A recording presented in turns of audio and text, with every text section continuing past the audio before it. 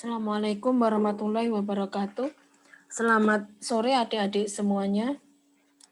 Hari ini pertemuan metode ilmiah terakhir sebelum kita UTS ya. Dan materi pada hari ini sebenarnya merupakan rangkuman dan flashback dari pertemuan-pertemuan sebelumnya, yaitu mengenai bagaimana hubungan antara ilmu pengetahuan, metode ilmiah, dan penelitian. Oke, ini sudah pernah kita bahas di waktu pendahuluan metode ilmiah. Jadi terdapat hubungan yang sangat erat dan itu berkaitan antara ilmu pengetahuan, metode ilmiah, dan penelitian. Jadi semula berawal dari yang namanya masalah. Masalah yang terjadi di sekitar kita. Jadi bisa lingkupnya secara mikro, bisa juga lingkupnya secara makro yang lebih besar. Kemudian kita ingin tahu kapan masalah ini terjadi, mengapa, apa, dan bagaimana itu bisa terjadi.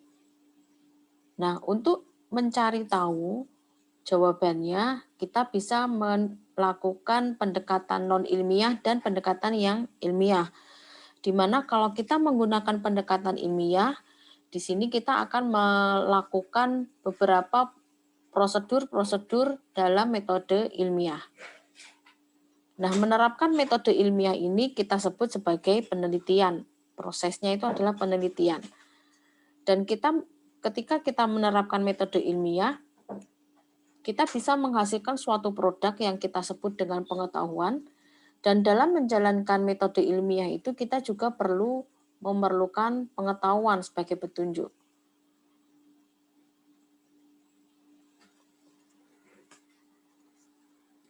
Oke, jadi diagram ini juga pernah kita pelajari sebelumnya, bahwa metode ilmiah itu menjadi kerangka dasar kegiatan penelitian, di mana dalam kegiatan penelitian akan berisi penerapan metode ilmiah.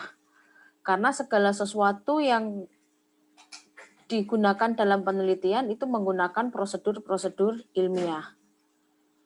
Kemudian dari penelitian, di mana penelitian ini menggunakan metode ilmiah, akan dihasilkan suatu produk yang disebut sebagai pengetahuan.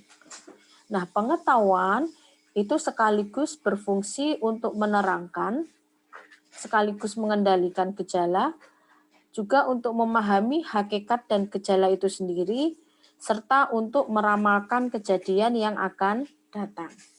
Jadi bisa untuk memprediksi apa yang akan terjadi. Misalnya memprediksi apakah hari ini akan turun hujan. Kemudian prediksi berapa suhu hari ini. Itu berarti meramalkan kejadian yang akan datang. Bukan ramalan-ramalan seperti kalau dalam zodiak gitu tuh ya, Dek.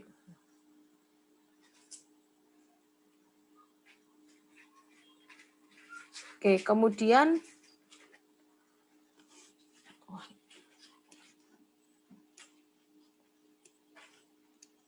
kok gambarnya sedikit ada perubahan ya. Maaf ya, Dek. Bentar.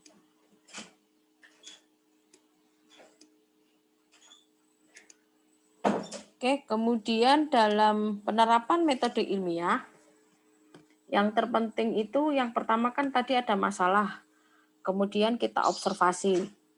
Kemudian dari observasi itu kita selain menyusun hipotesis juga kita menguji hipotesis. Jadi hipotesis yang sudah kita rumuskan, kemudian kita tes hipotesisnya. Nah, dari hipotesis ini, kalau ternyata hipotesis itu terbukti benar, berarti nanti akan menjadi sebuah teori atau hukum alam. Tapi kalau dari pengujian hipotesis itu terbukti bahwa hipotesis itu salah, maka hipotesis itu harus ditolak.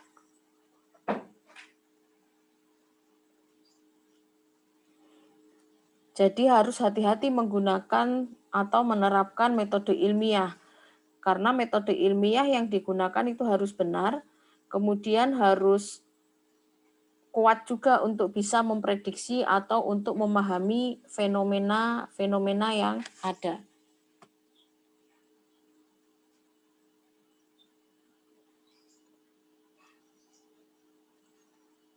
Oke, kemudian ada yang penting lagi yaitu observasi yang merupakan landasan ketika kita melakukan metode ilmiah, di mana observasi itu merupakan tindakan untuk mengenali, mengamati, dan mencatat fakta atau kejadian yang seringkali melibatkan pengukuran dengan instrumen. Ini nanti adik-adik akan mempelajari lebih mendalam di mata kuliah metode penelitian sosial ekonomi. Nah, observasi ini bisa dilakukan dengan menggunakan eksperimen. Eksperimen bisa dilakukan di laboratorium, bisa juga eksperimen diperoleh dari pengetahuan atau dari literatur yang ada. Sering disebut sebagai naratif review ya, jadi kalau eksperimennya berdasarkan literatur yang ada. Nah, dari sini kita pilah-pilah pustaka yang kita gunakan, tentu saja pustaka yang relevan. Akan ada dua kemungkinan. Setelah kita membaca pustaka yang ada itu, nanti kemudian kita bisa menyusun hipotesis. Tapi bisa juga setelah kita membaca pustaka yang ada, ternyata kita belum bisa menyusun hipotesis. Dan itu tidak masalah juga, berarti masih bisa kita pending hipotesisnya. Jadi, kapan kita bisa menyusun hipotesis? Kalau setelah membaca pustaka-pustaka itu, kemudian kita bisa merumuskan pertanyaan yang belum terjawab. Kalau belum terjawab, kemudian kan nanti kita bisa menyusun hipotesis dan kita uji. Tapi kita harus yakin ya, ketika menyusun pertanyaan penelitian, kita harus yakin bahwa pertanyaan penelitian ini nanti bisa kita cari jawabannya. Kemudian kemungkinan yang kedua tadi, ternyata setelah kita melakukan penelusuran pustaka, belum dapat menemukan pertanyaan penelitiannya. Atau kita belum dapat menyusun hipotesisnya. Yang sudah kita baca itu justru semuanya menyatakan bahwa topik yang kita pilih itu, penelitian yang kita pilih itu sudah menjelaskan semuanya. Jadi tidak mengandung pertanyaan-pertanyaan yang belum dijawab. Nah, bagaimana kalau kita menghadapi kejadian seperti ini? Kita catat dulu saja hasilnya. Jadi kita susun, kita catat, kemudian kita keep, kita simpan untuk masa mendatang. Siapa tahu nanti di masa yang akan datang, kita akan menemukan hipotesisnya setelah memperkaya pustaka yang kita baca.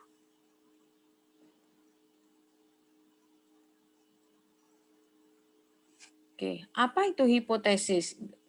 Kita ulangi lagi, hipotesis itu merupakan suatu ide, bisa juga dugaan sementara, atau jawaban sementara mengenai masalah yang kita ajukan dalam proyek penelitian kita atau dalam penelitian. Nah, hipotesis yang baik itu tentu saja hipotesis yang dapat diuji. Tapi harus diingat juga, kalau nanti hasil pengujian kita itu ternyata hipotesisnya tidak benar atau salah, bukan berarti penelitian kita itu salah. Berarti hipotesisnya saja yang ditolak. Jadi hipotesis tidak selalu harus diterima, tidak selalu hasilnya harus benar. Salah pun tidak apa-apa. Nanti tergantung dari kita membahas dari penemuan penelitian kita yang menyatakan bahwa hipotesis kita ditolak.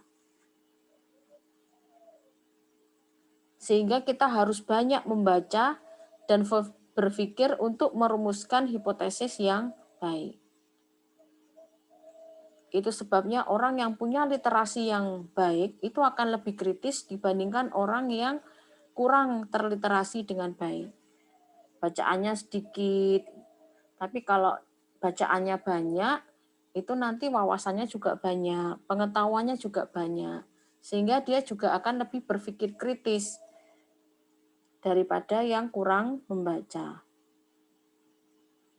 Nah, untuk membuat hipotesis yang baik, bisa juga kita menggunakan pengalaman atau pengamatan yang sudah-sudah sebagai dasar hipotesis. Ini penting ya. Observasi dan hipotesis itu sangat penting dalam penelitian.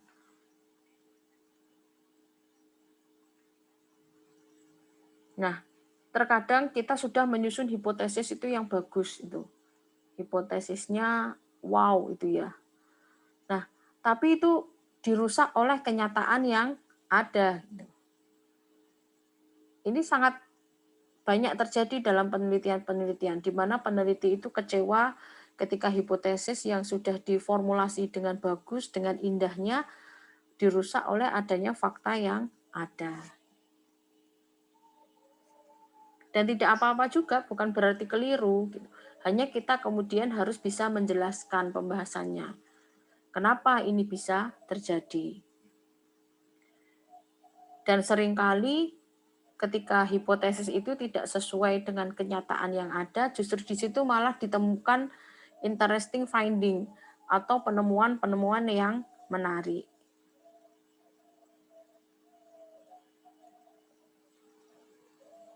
Oke, kemudian kita highlight lagi peran ilmu pengetahuan dan penelitian.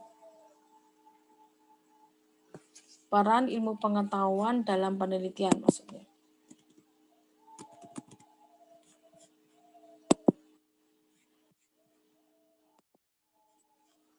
Oke, yang pertama, dengan ilmu pengetahuan kita bisa membuat suatu deskripsi. Jadi kita bisa menggambarkan secara jelas dan cermat hal-hal yang akan kita teliti. Kemudian dengan ilmu pengetahuan kita juga akan bisa menerangkan. Jadi ilmu pengetahuan di sini berfungsi sebagai eksplanasi. Kita bisa menerangkan kondisi-kondisi yang mendasari terjadinya peristiwa atau gejala. Kemudian dengan pengetahuan juga kita bisa menyusun teorinya. Landasan teori. Jadi mencari dan merumuskan hukum-hukum mengenai hubungan antara satu kondisi dengan kondisi yang lain. Atau antar suatu peristiwa dengan peristiwa yang lain. Lalu membuat prediksi atau peramalan, tadi sudah kita singgung. Dan yang terakhir melakukan pengendalian. Jadi ilmu pengetahuan itu juga bisa untuk melakukan tindakan guna mengendalikan peristiwa-peristiwa atau gejala. Bagaimana mengurangi atau mengendalikan dampak pemanasan global. Nah, itu kan menggunakan pengetahuan. Apa yang harus dirubah dari perilaku manusia supaya tidak memperburuk pemanasan global misalnya. Oke, demikian kuliah metode ilmiah hari ini. Selamat belajar untuk UTS minggu depan. Terima kasih. Wassalamualaikum warahmatullahi wabarakatuh.